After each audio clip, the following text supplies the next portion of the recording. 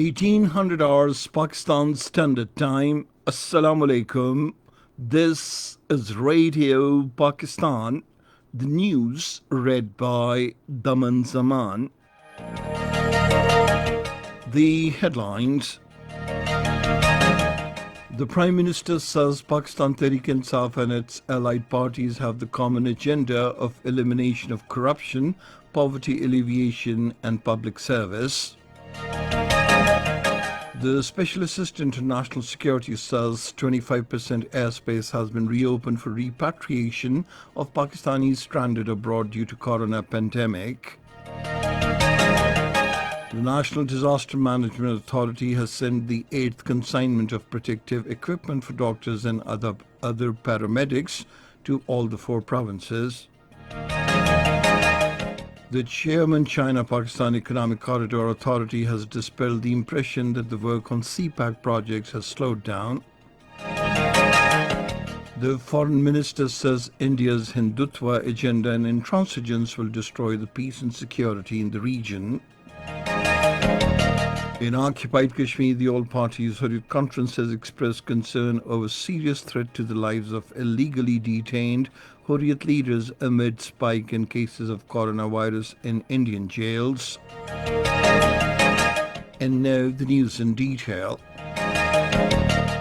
Prime Minister Imran Khan says Pakistan Tehreek-e-Insaf and its allied parties have the common agenda of elimination of corruption, poverty alleviation and public service. Talking to a delegation of allied parties in Karachi today, he said the federal government is cooperating with all the provinces, including Sindh, in this regard. The Prime Minister said real development could be made through administrative reforms and devolution of powers at the lower levels. He said the political leadership that ruled the country in the past did not serve the people, rather they used power for self-interest. Members of the allied parties presented their recommendations to the Prime Minister about development work and administrative reforms in the Sindh province. Talking to Pakistan Tehreek-e-Insaf members of the Sindh Assembly in Karachi today, Imran Khan said public service is the primary mission of the Pakistan Tehreek-e-Insaf government. He directed the MPs to play their proactive role in ensuring resolution of people's problems.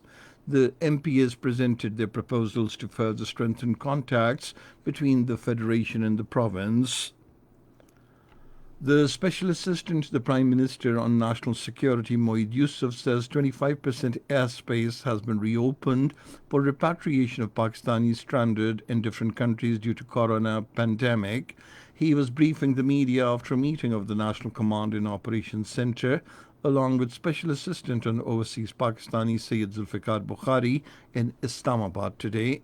Moeed Yusuf said efforts are being made to repatriate all Pakistanis to the homeland within a month. He said 8 airports are operational across the country for the repatriation purpose. Speaking on the occasion, Zulfikar Bukhari said 80,000 Pakistanis and 600 dead bodies have so far been brought back to the country. The 8th consignment of protective equipment for doctors and other paramedics has been sent to hospitals of all the 4 provinces. This was stated by the spokesperson of the National Disaster Management Authority. He said the consignment includes 306,000 medical and face masks of different types, 50,700 protective suits, 150,000 surgical gowns, 15,000 protective caps, 30,000 shoe covers and 65,000 protective glasses. He said Azad Kashmir and Gilgit-Baltistan have already been provided equipment as per their requirements. He said 70 ICU ventilators have been given to the Sindh province. He said 20,000 RNA auto-extractor each to all the 4 provinces, while Gilgit-Baltistan and Azad Kashmir were given 10,000 each. 5,839 new coronavirus cases have surfaced in the country over the last 24 hours, taking the total tally to 154,760. These include 58,239 in the Punjab, 57,868 in Sindh, 19,107 in Khyber Pakhtunkhwa, 8,437 in Balochistan, 9,242 in the Islamabad Capital Territory, 1,164 in Gilgit-Baltistan, and 703 in Azad Kashmir. The death toll from the virus stands at 2,975, with 136 deaths reported during the last 24 hours.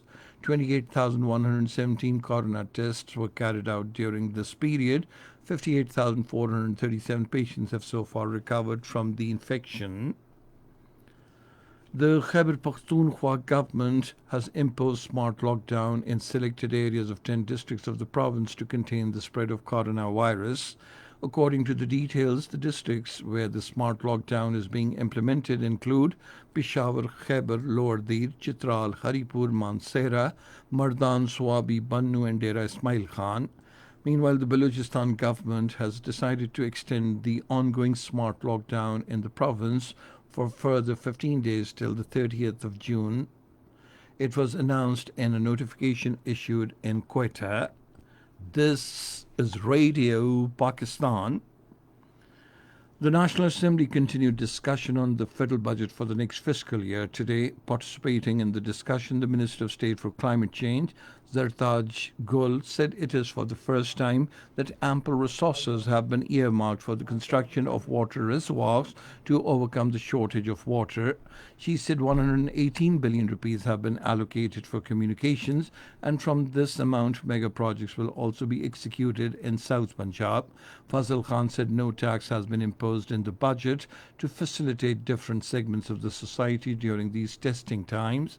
Abdul Akbar Chitrali called for an interest-free financial system to take forward the country. Rana Sanaullah said the government has not done anything to fulfill its promises vis-a-vis construction of 5 million houses and provision of 10 million jobs to the people.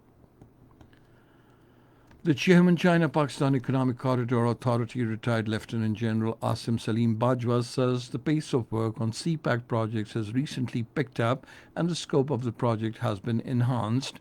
In a tweet, he said a great deal of groundwork has been done to launch Phase 2 of the project. The chairman's CPAC authority said some detractors are giving the false impression of CPAC being slowed down. He said the upcoming projects include $7.2 billion ML1, two hydropower projects investing $3.5 billion, special economic zones and agricultural projects. The Economic Coordination Committee has approved a technical supplementary grant of 3.2 billion rupees to the Pakistan International Airlines to discharge the obligation on account of markup against the government's guaranteed loans.